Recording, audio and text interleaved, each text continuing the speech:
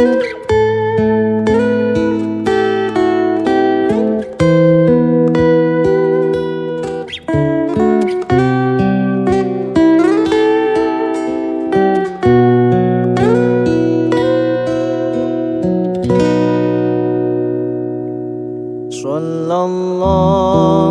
ala Muhammad. Sallallahu. Pekerjaan rakib dan atid. Jadi walaupun kita sendiri, Bu, menghayal kita sesuatu yang tidak benar, itu dicatat. Dibandingkan kita berzikir. Menghayal dan berzikir berbeda. Kalau kita sedang berzikir, yang mencatat rakib. Kalau kita sedang menghayal yang tidak benar, yang tidak baik, maka yang mencatat atid. Berarti dia ada sama kita. Kira-kira sendirian apa ada yang sama kita nih? Itu yang namanya qarin. Jadi kita rasakan itu. Udah? Paham, Bu? Rakib dan atid, kiraman katibin. Nah, masuk kita kepada mungkar dan nangkir yang menanyai. Apa yang ditanyai mungkar nangkir? Siapa Tuhan? Siapa nabimu? Apa agamamu? Nah, itu, Bu.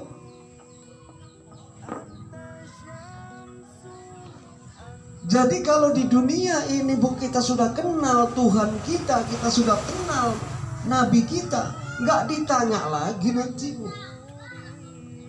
Yang ditanya yang nggak kenal. Makanya la ilaha illallah itu di dunia, bukan di akhirat.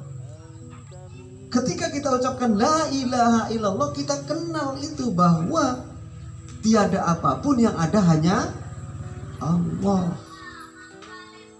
Berarti mentiadakan apapun, yang ada cuma Allah. Kan sudah tahu malaikat itu kalau di dalam diri kita, si mungkar itu, mungkar nangkir itu. Masa mau ditanyanya kita? Cocok aja matanya itu. Apa enggak kau lihat, aku udah kenal di dunia ini sama Allah. Orang kemana-mana kita merasakan Allah. Yang menggerakkan tanganku Allah. Yang bisa memberikan penglihatanku Allah. Yang bisa memberikan pendengarkan aku Allah. Yang bisa membuat aku bicara Allah. Yang bisa membuat aku bernapas Allah. Kau kenal namanya, Bu? Masa ditanya lagi? Yang enggak kenal nanti yang ditanya. Siapa Tuhan? Bingung. Karena di dunia nggak dia kenal. Kita kenal sekarang. Marrabbuka. Allahu la ilaha illa huwal hayyul qayyum. Allah dialah yang hidup, yang mengurusi makhluknya, dan yang berdiri sendiri. Benar? Benar. Tapi rasakan. Jangan kita merasa kita yang melihat. Itu namanya hilang Allah, gak kenal. Jangan kita merasa aku yang berbuat. Sehingga saat itu kita, walaupun perbuatan kita baik, dipuji orang biasa saja. Walaupun orang tidak suka dengan perbuatan kita, biasa saja. Kalaupun orang menghina kita, kita biasa saja. Karena apa? Kita tidak terobsesi dengan dunia luar. Karena apa? Dia kalau memuji sedang memuji Tuhanku. Kalaupun dia sedang menghina, berarti dia menghina Tuhanku. Cukuplah. Hanya kuserahkan diriku kepada Tuhanku.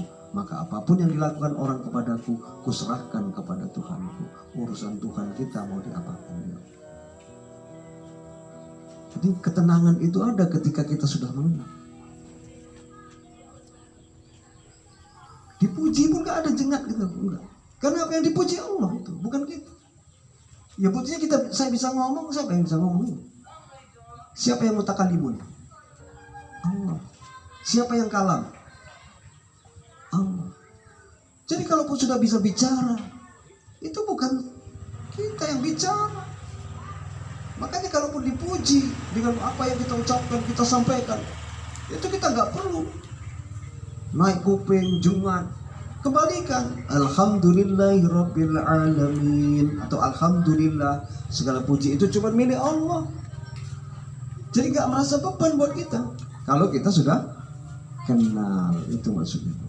Nah, itu kan tahu Kalau dia bersama kita, tadi dikelilingilah kita oleh para malaikat. Itu kan sudah dikelilingi kita. Masa dia nggak melihat kalau kita sudah kenal sama Tuhan kita?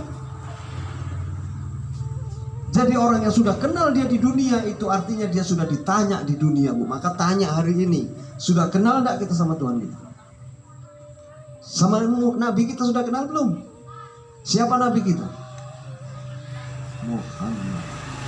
Rasul Nur Muhammad itu sama kita, bersama kita. Nur Allah bersama kita. Untuk melaksanakan itu dinamakan dinullah, itulah agama kita. Kan sudah tahu? Nah, sudah Bu, sudah kenal sama si Mungkar Nakir? Nah, kemudian kita kenal dulu si penghuni surga dan neraka. Jadi surga dan neraka itu gak usah nanti, sekarang. Kalau mau diminta sekarang. Kalau nanti terlambat, paham Ibu? Kalau nanti terlambat, orang ada yang sudah mati, dia minta, ya Allah hidupkan aku sebentar saja. Untuk apa? Sodaqah. Tidak bisa, kata Allah. Jangan nanti, sekarang Bu. Sekarang kita minta surga itu sama Allah. Siapa yang menunggu surga? Tentunya ada penunggunya kan? Siapa namanya? Ridwan. Siapa Ridwan ini? Kita tanya sama Ridwan. Kita bilang sama Ridwan, aku mau masuk surga. Ciptakan rumahku dulu di surga itu. Nanti aku datang tinggal masuk. Tanya Bu. Ibu pernah tanya gitu? Tanya. Orang ibu pikir dia jauh. Orang dia dekat. Ibu kamu tanya. Mukarrabin itu artinya dekat. Malaikat itu mukarrabin. Malaikat itu dekat pada dirimu. Dekat apa gitu bilang jauh. Orang yang gak kenal dia maka dia anggap jauh. Tanya hari ini.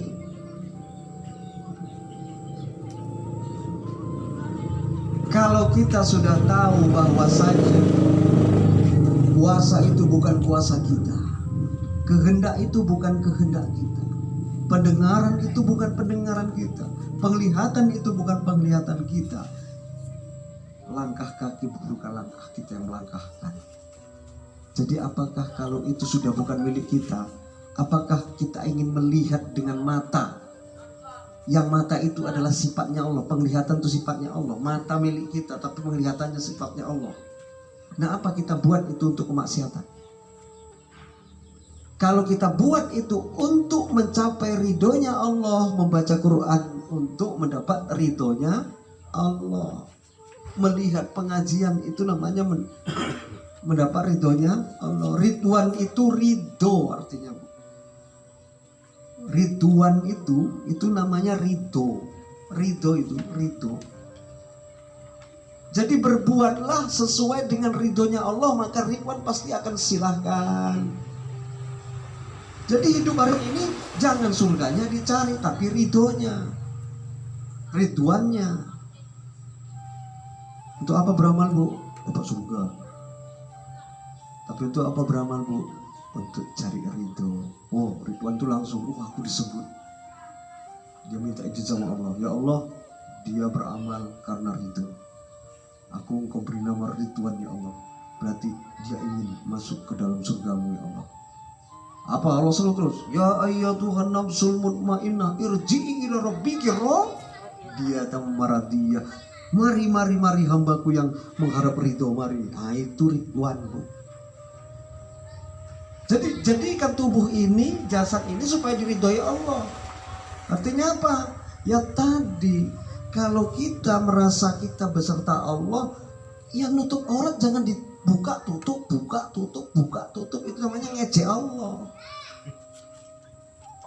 Sudah pakai saja. Apapun kata orang, ini ridho Allah. Ini ridho Allah. Jadi nanti Ridwan nanya, katanya dulu kau mengharapkan masuk surga. Surga itu aku yang jaga, nama aku Ridho. Tapi apa kau pekerjaanmu yang gak diridhoi Allah? Nanti kita tanya si Malik, baru tahu. Si Malik itu siapa? Penjaga pintu neraka. Apa arti Malik? Memiliki. Karena kita merasa ini kan tubuhku ya suka hatiku, mau sholat suka hatiku, mau berjilbab ya suka hatiku. Merasa ini milik kita, maka lawan kita nanti adalah malik itu. Jadi jangan merasa kita memiliki diri kita. Jangan kita merasa memiliki harta kita. Jangan kita merasa memiliki ilmu kita. Kalau kita masih merasa memiliki, lawan kita nanti adalah malik, penghuni atau penjaga pintu neraka di situ. Jadi, kalau kita kenal ini untuk apa? Ternyata jasad ini pun bukan milik kita, apalagi harta yang ada sama kita. Rezeki yang sudah kita nikmati tadi, itu yang sudah milik kita. Apa itu tadi? Yang sudah masuk, jangan dibilang itu, Bu. Kalau uang masih di depan sama orang, itu jangan bilang itu rezeki Ibu. Jangan. Rezeki itu yang sudah dinikmati. Yang ditabung-tabung itu pun bukan rezeki itu. Rezeki itu yang sudah dinikmati, beli pakaian, itu sudah dinikmati pakaian, untuk pangkas, untuk beli gincu, berhias, supaya suaminya senang. Nah itu namanya sudah dibelanjakan di jalan Allah, itu rezeki. Jadi yang sudah dipergunakan semua. Atau berikan dia kepada doa apa, anak yatim, ke masjid. Itu harta yang sudah milik kita, yang rezeki kita. Tapi kalau yang masih di Tabanas, masih di ATM itu belum. Bisa saja tiba-tiba kita itu jadi punya ahli waris. Nah, jadi paham ya Bu ya? Jadi alhamdulillah ibu-ibu, mengapa kita harus mengenal ini semua? Artinya apa? Biar kita hidup ini berhati-hati. Berhati-hati. Kullu nafsin za'iqatul maut itu tidak melihat tua muda, sakit dan sehat, kaya dan miskin, pejabat dan rakyat, orang senang atau orang susah, orang yang ngaji atau gak ngaji, orang yang sholat atau yang gak sholat.